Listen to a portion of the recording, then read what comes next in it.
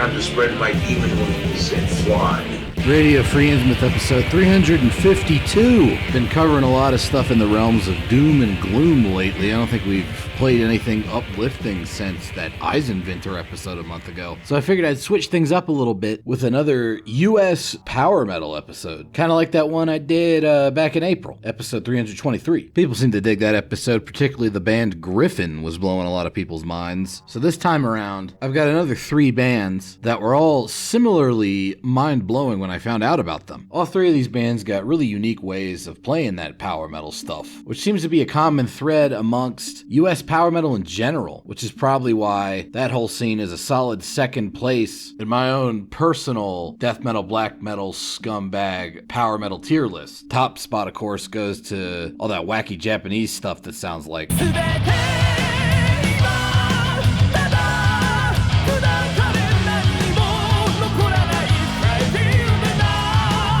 I'm not gay, I'm straight. Probably gonna have to cover another one of those type of bands sooner rather than later. I just gotta be in the right mood for it. But getting back to the US power metal. 3 bands again, this time around. I've ordered them from least to most obscure and from relatively normal to most bizarre. And the first band of these, I feel like a decent amount of people probably heard of these guys. Warlord, and I'm not talking about the Gothic King Cobra Warlord. What is all over your shirt? Did you, what is this? Is this a stain? What is all of this all over your shirt?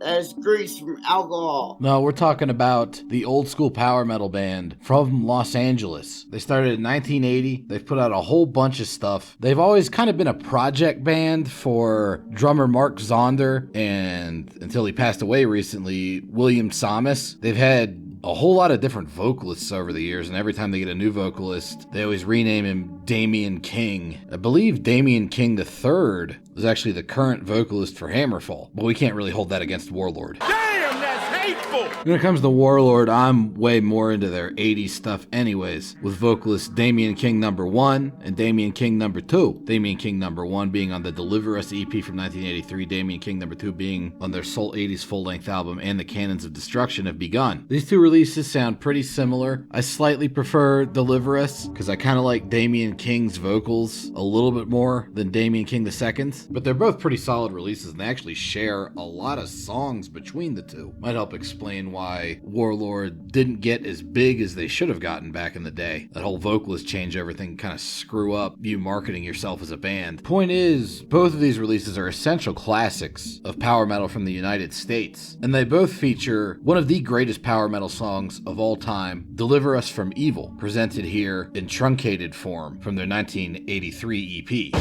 One of the most notable aspects of Warlord's sound is the exceptionally well done drumming, like the military march they got going on in this song. They're also really good at incorporating keyboards, which is unusual for the time, and weaving those keyboard melodies in with the hyper melodic guitars. But even more than that, they excel at crafting catchy narrative driven material. And a lot of that has to do with the vocalist on this album. I really enjoy the emotionality in his voice and his ability to convey a story in the context of a metal song. It really feels like he's unfolding these tales for you as the song shifts through its different sections. Or rather than telling a story, should I say he's giving you a sermon. Because not only is that the energy that he's channeling on this release, these guys were marketed as a Christian band back in the day. And I can't for the life of me figure out why Stryper took off way more than these guys ever did, because they're a whole lot fucking better. And at least to my ears, they got a whole lot more crossover appeal to more secular metalheads. But what the fuck do I know? Most people out there got pretty garbage taste, which is why all of us cool dudes are relegated to extreme metal. Anyways, check this part out. This is what I mean when I say these guys are really good at telling stories, weaving tales. We get to the middle part of the song here. Instead of just going back into the chorus, they've got this whole new kind of climactic section going on in the story that then leads into a great lead guitar showcase. And for me, those lead guitars are another major highlight of the band in addition to the vocal performance. William Samus had a real talent for crafting memorable lead guitar lines that were intensely melodic and worked structurally within the context of the a song. It's not like a fucking shredding showcase that you might expect from a power metal band. And these guys had range too on this EP. Because obviously, yeah, they could play dark, gothic, melodic sort of power metal stuff. But they also do a good job of reinterpreting more of a melodic hard rock sound in a power metal context. To my ears, instead of sounding cheesy, this stuff actually sounds pretty damn heavy. Just heavy in a different way than your typical metal band. Also, these keyboards. I mean, if you can't get down with that, I fucking just feel bad for you. It can't be easy going through life without a fucking soul. This shit rocks so fucking hard. And watch how they move into the vocal-led section right here. Pure songwriting.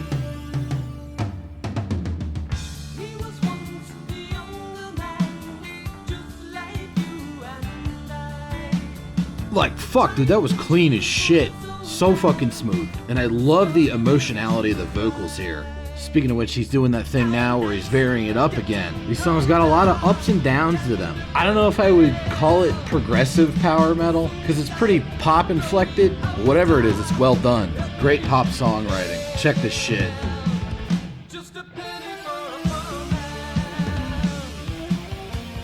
Journey who? Foreigner what? This shit does 70s, 80s pop rock better than actual 70s, 80s pop rock. Here come in those great fucking lead guitars. This part's so sick.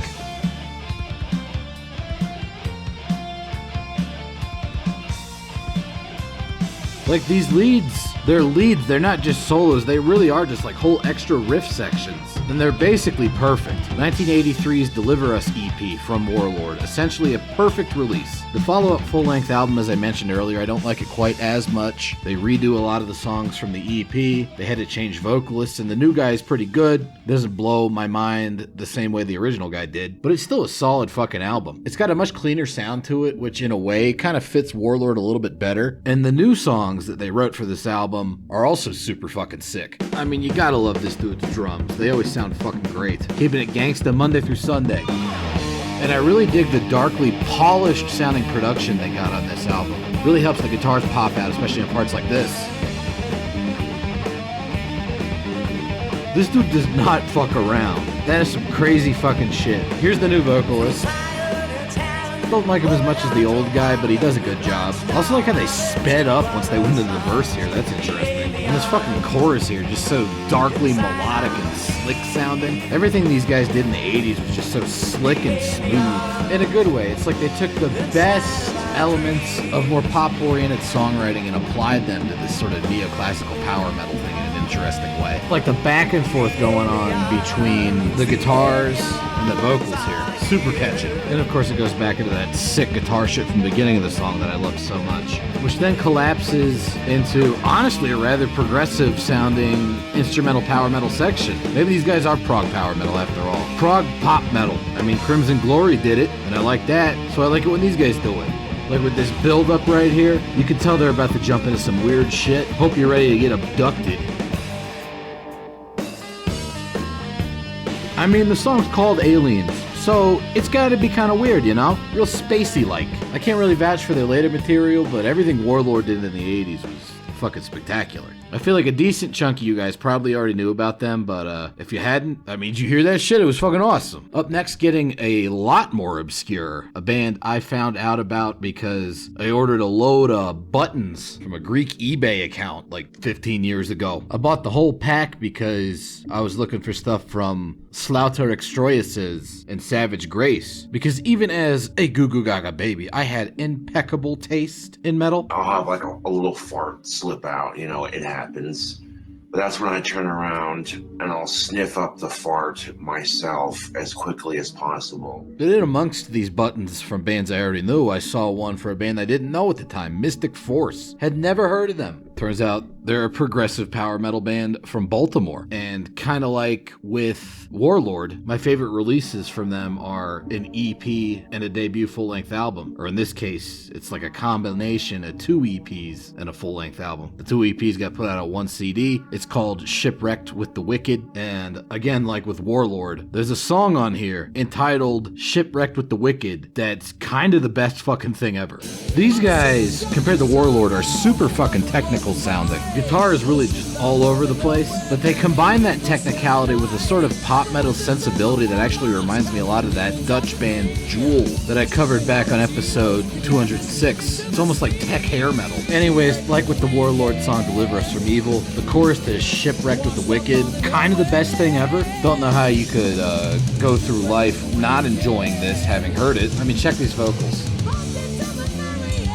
That was fucking badass, and so's this whole weird section here. These guys are unabashedly prog metal. They got a lot of really long instrumental sections, like the one we're going into here, and their songs tend to have a whole lot of different component parts to them and be rather lengthy in runtime. I mean, after all, we are shipwrecked with the wicked, so we're gonna have to wade through some dangerous instrumental waters.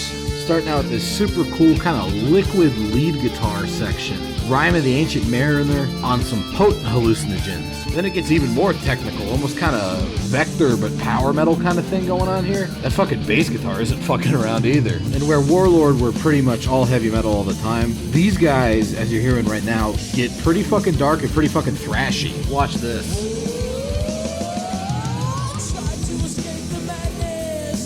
In fact, I think you'd be alright with calling these guys a power thrash metal band instead of a purely power metal one. Like real dark and heavy shit. And from there we head back into the more triumphalist kind of super technical riffage that they started the song out with. Shipwrecked with the Wicked, title track of a 1990 single that was then compiled onto a disc with the same name that had pretty much all their weird little singles and demos in the 80s on it. 1990, from there we get to 1993, they finally managed to get a full-length album out, The Eternal Quest, which, like in the case with Warlord, is a bit more polished sounding, includes re-recordings of songs from their older days, as well as new ones, and the new songs lean even harder into that kind of technical thrash thing.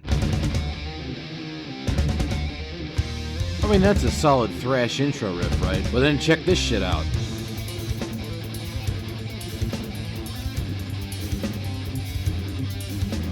Yeah, buddy. This might be a more brutality-oriented, thrashy sort of album than the more power metal-y stuff they had going on in their 80s demos, but they absolutely didn't sacrifice any of that progressive power metal edge. I mean, check out these vocals when they kick in here. He manages to make these soaring, emotive power metal vocals work over these really crunchy, kind of off-time, groovy, brutal thrash metal riffs. Super interesting stuff here. And then it gets a little bit doomy with these more operatic style vocals on top of the harmonic minor guitar riffage. Almost giving me a bit of a Candlemass vibe at times, which makes sense because Candlemass were always kind of a power metal band at heart. And of course the lead guitar on this album is super strange, very obviously hinting towards their progressive power metal roots, particularly when you combine it with these weird fucking drums that are just kind of all over the place, doing all kinds of strange fills and whatnot, intertwining with the guitars. Mystic Force, I haven't heard all their stuff, but those singles from the 80s and that full-length album from 1993, definitely of high quality. Now we're moving on to band number 3, that being Leviathan. No, we're not talking about the famous American black metal solo project I covered about 4.5 years ago on episode 127. And we're also not talking about the thrash metal band that Chris Barnes was in before he joined Cannibal Corpse. Park Auto Mall! Come get your car! You see, there's roughly 20 million bands called Leviathan, which makes sense because the Leviathan is a pretty well-known concept in Abrahamic eschatology. You know, big ugly monster, lives at the bottom of the ocean. If it were to poke its head into paradise, no living creature could endure its odor. Kind of sounds like your mother. Got him! Got him! But this particular Leviathan we're talking about right here comes from Littleton, Colorado. Apparently it rose out of the ashes of a couple of older heavy metal bands named Incarnate Fear and Tyrant's Reign. They've put out a whole bunch of albums over the years, many of which have these oddly busy digital photo collage covers that remind me a lot of something that Clint Saunders Cobra's dad might put together. I don't know anything about those later albums, but I came across their first album years ago when I was looking up stuff by that black metal band Leviathan. And I gotta say, this album, Deepest Secrets Beneath from 1994, honestly, I don't know why this secret is so deeply hidden. Because yeah, it's definitely the most obscure album I'm gonna cover tonight. And it's definitely the weirdest sounding album I'm gonna cover tonight. But goddamn if it isn't fucking great. This bad boy was actually produced in the Florida studio Morrisound, which is pretty famous for doing a lot of death metal. But they definitely did some power metal and some thrash like Sabotage and Nasty Savage. And yeah, it's a weird one. If you couldn't tell by the fact that we've already gone through like 3 stop-start sections within the past 10 seconds, this is some of the weirdest and most angular, almost to the point of being abrasive power metal I've ever heard. It's a really interesting contrast with how clean the vocals and the guitars are. What really stands out in this album for me is how they're able to take all these disparate elements and make it into catchy power metal. Like, you hear in all these weird bendy bar chords, usage of natural and artificial harmonics, odd tempos, but they manage to craft it into this, like, catchy power metal chorus. It's very high-minded stuff, but it never becomes too pretentious, and they really take advantage of that high-mindedness with, again, very long song run times,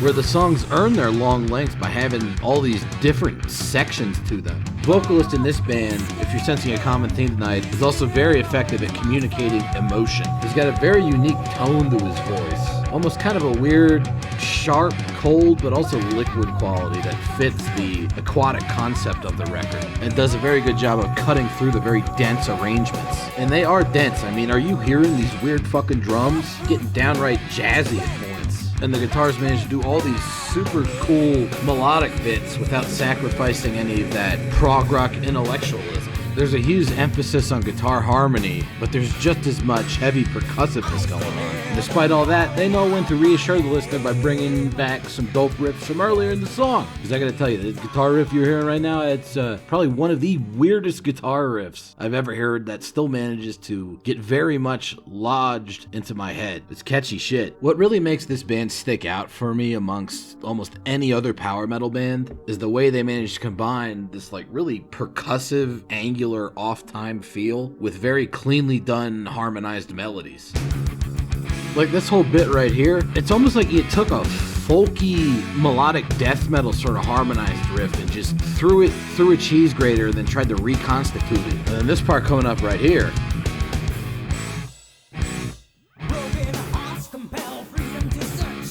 we're talking What's up, your iron terror? levels of sharp-edged groove metal, while still maintaining that melodic, progressive power metal feeling. And then the follow-up bit is even stranger. Almost takes on this like rocking stoner feel, while still at the same time not sacrificing any of the power metal. Then we finally get into the chorus, and just like that last song, it's fucking amazing, super emotive, melodic and catchy, while also being really progressive rock influenced and strange. Then it heads off into this transition section, bringing back more of that percussive element, building up what Bobby Blitz from Overkill would call tension, tension, before then collapsing into another really heavy stop-start part that then goes off into, I don't know, just straight up weirdo shit. I don't know if it's because these guys recorded in Morrisound, they inhaled some of the atmosphere down there, but the vibe I'm getting from this kind of stuff is like progressive death metal a la Cynic or Death from around the same time period. Then they managed to tie that weird jazziness into some neoclassical sounding stuff with a nice little bit of instrumental harmonized guitar shredding, then back into the progressive power metal. They've tied all these styles together into one song. It's fucking crazy. I've had to do a whole bunch of retakes for all my Leviathan samples on this episode because every time I tried to like summarize the development of one of their songs, I ended up with shit that would still be like 3 or 4 minutes long. There's just so much shit going on in each of these songs. And it's all really good shit. Leviathan, Deepest Secrets Beneath, amazing album. Just like Mystic Force, Shipwrecked with the Wicked, Eternal Quest, great fucking stuff. Seriously unique power metal. Much like with the case of Warlord, the Deliver Us EP, the And the Cannons of Destruction Have Become full-length album. All 3 of these. Okay, I gave you some good fucking power metal to listen to this time around, alright? You're fucking welcome! But seriously, thanks for listening or watching or whatever you did. Hopefully you learned something new. Hopefully you had a good time. And hopefully I'll see you around for the next one. White powder.